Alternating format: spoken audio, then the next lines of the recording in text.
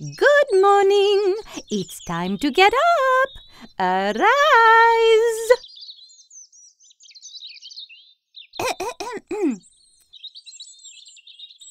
We have 2 buttons for you. One to press when you're completely out of bed, and a snooze button, which we are required to provide since the passage this year of Frizzy, the Federal Right to Sleep In Act. Dear, come on.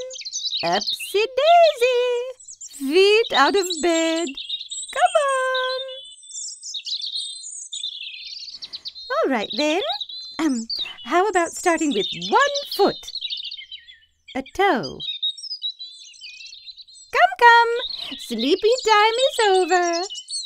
Did you know that people who get up within a minute of their alarm going off are healthier, feel more vibrant, and are 24% more likely to have a 6-figure income? How about a little exercise? Breathe in, breathe out. Eyes open, eyes closed, eyes open. Point your toes, flex your ankles, and both feet on the floor. Okay, that's my spiel. According to the latest work rules, I'm supposed to hit that klaxon button over there.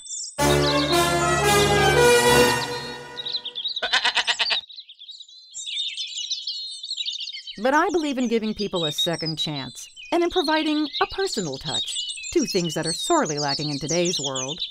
So, let's work together, shall we?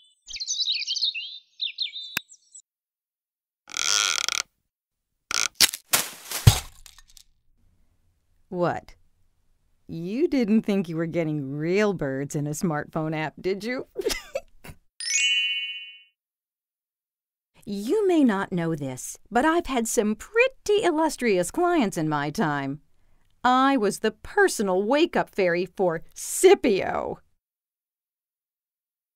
Scipio Africanus? The Roman general who defeated Hannibal? No, not Hannibal Lecter. Hannibal, the Carthaginian general. The elephants over the Alps guy?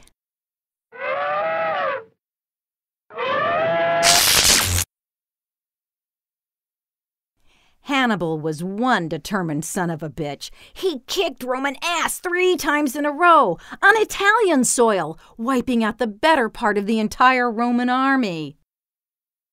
In the first of the 3 battles, at age 18, Scipio, remember him, rescued his father, the Roman commander, by charging into a circle of enemy soldiers.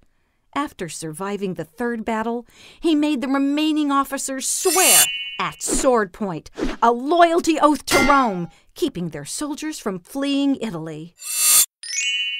To make a long but fascinating story short, Scipio was given command of his own legions at age 25 and spent the next 7 years capturing Spain from the Carthaginians.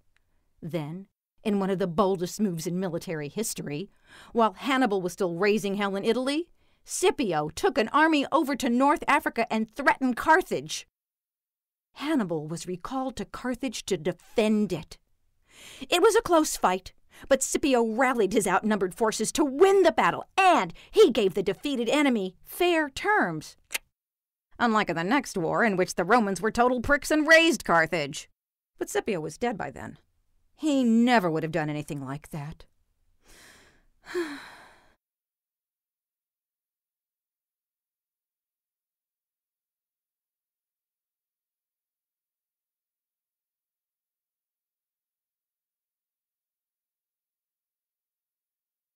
Now, the reason I started telling you about Scipio is he was a guy who knew how to get out of bed and get things done. No snooze button for him.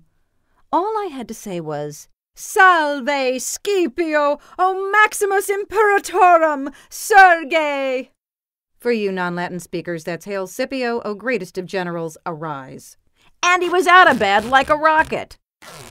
He won the Battle of Ilipa in Spain, partly because his troops got up earlier than the Carthaginians and took the time to have a hearty breakfast. I think I deserve more than a little credit for that one. Oh, look! There's a viper in your bed! That usually works. On the living. So, who do people remember as Rome's greatest general? That jerkwad, Julius Caesar. Who did he have to fight? Unrecognized barbarians and away over the old potty. And he was lost in battles. Scipio was against one of the greatest military powers the world has ever known, and as commander, beat them every single time. Just doing the duty for Rome. Caesar was a power-hungry scheming scumbag who destroyed the Republic. But does Scipio have a month named after him? No. History seems only to focus on the assholes. Caesar, Attila, Napoleon. Second level tech support. I'm on call now. I was supposed to be done with you 5 minutes ago. Nessun dorma, which means let no one sleep. I love that title. It's from Turandot, not Turandot, the way everybody pronounces it nowadays. I was also Puccini's personal wake-up fairy, and he pronounced it Turandot.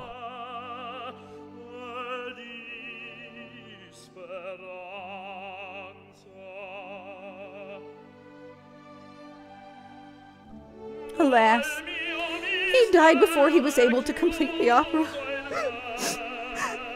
You have to listen to this sometime. It's just sublime.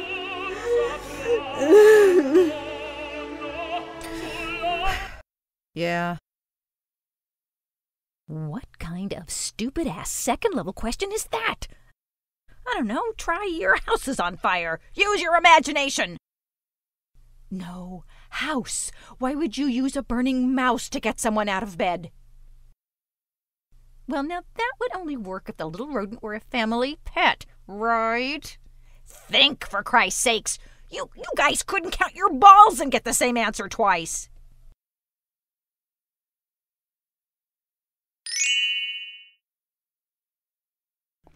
You know, there was a time when everybody had their own wake-up fairy. We had personal connections with our clients. We had their unwavering trust. In the Middle Ages, we had guilds with apprenticeships and codes of conduct, high standards, and did pro bono work for the poor.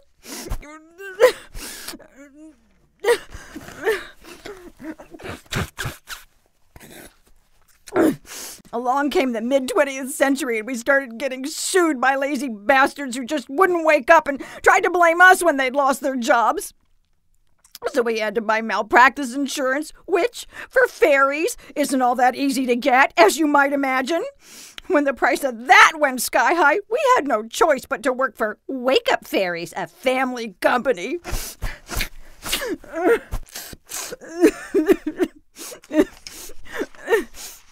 That was a step down, but it wasn't too bad. Then 3 weeks ago, we were bought out by the Tooth Fairy Corporation.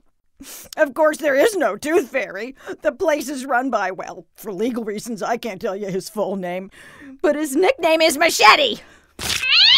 Uh-oh. I'm sorry, Catullus.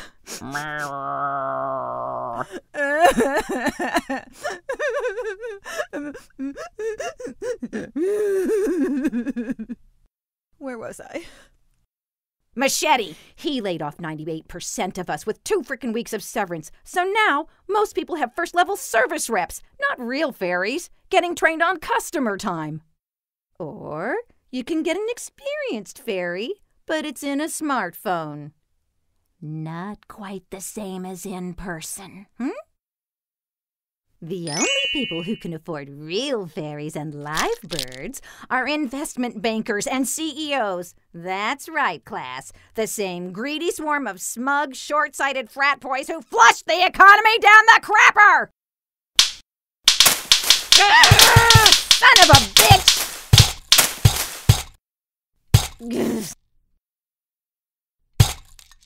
What the?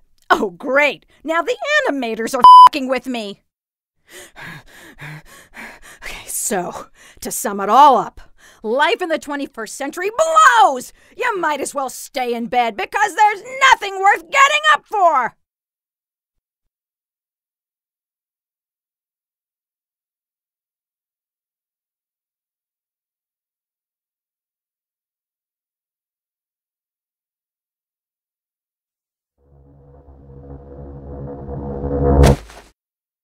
Did you really think you were going to get off that easy?